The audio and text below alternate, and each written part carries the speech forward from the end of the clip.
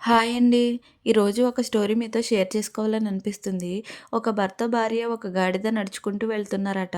వాళ్ళని చూసిన వారు, "అయ్యో! వీళ్ళకి బుద్ధి లేదా? గాడిదని పెట్టుకొని నడుచుకుంటా వెళ్తున్నారేంటి?" అని అన్నారట. తర్వాత రోజు గాడిదపై తన భార్యని ఎక్కించి భర్త నడుచుకుంటూ వెళ్తున్నాడట. అది చూసిన వారు, "ఆమెకి ఎంత గర్వం! భర్తను నడిపిస్తూ గాడిద మీద ఊరేగుతుంది" అన్నారట.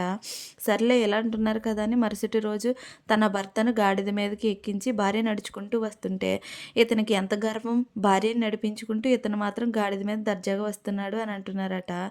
ఇక ఇలా కాదు అని ఈసారి ఇద్దరు కలిసి గాడిద మీద ఎక్కి వస్తున్నారట.